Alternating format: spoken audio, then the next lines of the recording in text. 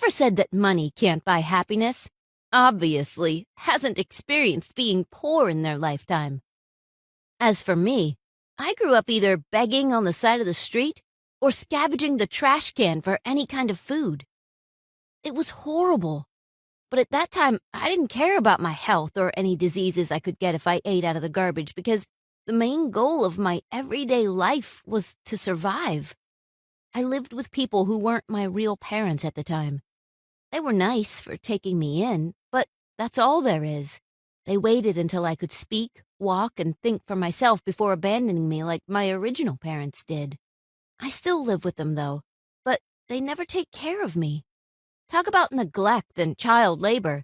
They'd only spare me a glance if I brought home enough coins from begging or if they wanted to use me so they could get money. They weren't the nicest people, and honestly, I was getting sick of it. When I was only 3 years old, my foster mom already started putting makeup on me because apparently I was an ugly baby, and she was scared she'd be associated with my ugliness. Frankly, I should have been the one who's scared. At that time, I realized that my foster parents had just enough money for themselves, but weren't very willing to spend it on me. But I guess I can understand. I wasn't their real kid anyway. I saw my foster mom's makeup collection, though, and it was either free samples, cheap, unbranded makeup, or something she fished out of the trash and thought was still good enough to use. Growing up in that kind of environment has put me in a state of routine, where I would put makeup on myself just because I got used to her doing it to me. It felt like disobeying her if I didn't. I used it, too. Whenever I beg on the side of the street, because, what do you know, more people give money if they find you pretty. I wasn't very fond of the red lips and all, but if it was enough to make a living, then I'd happily go for it. Unfortunately, some mean girls who were the same age as me thought I was some threat to them. Me, a poor person who literally has nothing else but coins people give me, thought I was a threat to their little squad of pettiness. It was horrible. They offered me a bottle of water, but not in a way that you'd expect. They poured it over my head while one of them held me down and wiped all my makeup away to reveal to everyone that I was ugly. Ugh! What kind of makeup is this? It's probably expired, too. You think you're so pretty. Well, you're not. Everyone just sympathizes with you because you're poor. Duh. Maybe that was the whole point. I didn't say that out loud, though. Who knows what they'd do if someone like me, who didn't go to school at all, was actually smarter than them. After that horrible event, I just stopped wearing makeup overall. Despite being nonchalant over it, it was a pretty traumatic experience for me. My mom had told me to get my own anyway, and there was no way in hell I'd buy something like that over my own food. Things just started looking up for me when some guy in a suit had approached me when I was doing my daily begging. I was being nice to him only because he looked rich and that maybe, just maybe, he'd give me a few $100. "It's you," the guy mumbled to me. "Pardon?" "It's you." I'm sorry, sir. I don't know what you're talking about." "You're their long-lost daughter." You can just imagine how confused and lost I am at the man's words. I even thought he was crazy. I was about to run away from him before he stole all the coins in my cup, but before I could do that, he held up a photo of a family. You see, when my foster parents had taken me in, I was already a year old. At least, that's what they told me. "Sir, how do you know?" "That's literally a 1-year-old kid. I'm already 16. You're 16 years old, aren't you?" That convinced me to at least have a more in-depth conversation with him. At a public place, of course, he let me choose a restaurant, and whatever it was that I wanted to get, he'll pay for it. And it's just like that did the stars align. He asked me if I remembered anything from that time, and when I said I had foster parents who told me about it, he decided to see if our stories matched. Sure enough, it did. My foster parents didn't want to let go of me without getting some sort of compensation, so when they got what they wanted, it was so easy for them to let go. No emotional attachment whatsoever. It hurt me, honestly, but things were better this way. From rags to riches, literally. My parents were royalty, and they welcomed me so warmly and promised to make up for the years they lost me. To them, that meant spoiling me and giving me whatever I wanted. As their one and only princess, they wanted me to live the life that I was supposed to live ever since I was born. It didn't take long before I was attending a really nice and expensive school. People were nice to me, sure, but only when they found out about my family background. But I've always wanted friends, so, I was just taking whatever I could get. Within half a year, my popularity has boosted among my peers, and even though a lot of people liked me, it was inevitable to have people that hated me, too. That includes Megan, who used to be a popular girl before I arrived.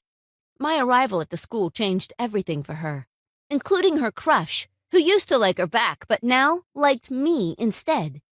She hated me for it and therefore was very mean to me. I lived in the slums of the city back then, so even if I had mellowed down from being a fierce girl to a more soft-spoken one, I could still stand my ground if she ever tested me. Prom was right around the corner, which meant it was hate season for Megan because, again, her crush had decided to ask me instead of her. Who was I to refuse? And I really liked him, too. He's so nice and such a gentleman. And everything else you could ask for in a guy. He was so happy, too, when I accepted his offer. I was a little bit nervous when prom night rolled around. I've watched enough movies to know that someone was bound to mess up the popular girl, or embarrass her in front of everyone by people who hate her. I was scared that might happen to me, too. But my date kept reassuring me that I have him, and he'd be by my side no matter what. Even though I have agreed to go with him, I haven't explicitly told him that I liked him, and I planned that if things go well tonight, I'd confess. Well, prom night went a little too well. Not only did we win prom king and queen, Megan also managed to embarrass herself in front of everyone rather than me. Because of a plan that had backfired, it was a very happy night, if you can imagine. Everyone cheered for my date and I when we came up on the stage and had crowns put on our heads. They were so happy that we had won, and so was I. I decided that it was the perfect time to let him know my true feelings. Hey, I've been meaning to tell you something. Yeah? He turned to me with a wide smile. I like you. A lot. The way he pulled me into a hug said everything he needed to say. I like you too. Kiss! Kiss! Kiss! The crowd cheered.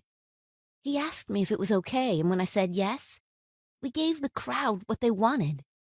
For years we remained together, and even though we had our ups and downs, we still managed to keep the love alive. He proposed to me not long after.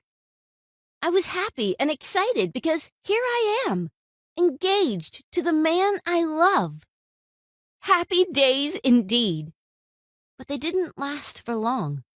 Who knew Megan was still so obsessed with my fiancé and wanted to ruin our lives that badly? I received an anonymous package on our doorstep the other day. My fiancé was out and working while I stayed at home. I know, it was dumb of me to open that package, but in my mind, I thought it would be harmless. That package ruined my life and my face.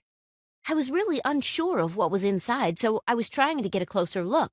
But when I opened it up, it exploded, and my face was the first thing it hit.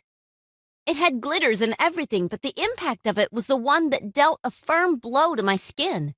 My face was either covered in glitter or experiencing some sort of harmful reaction from whatever chemicals that were in there.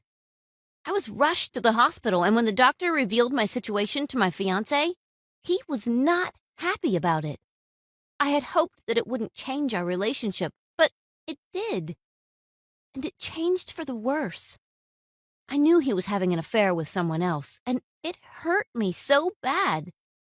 I often wondered why he wouldn't just break up with me, since that just makes things easier.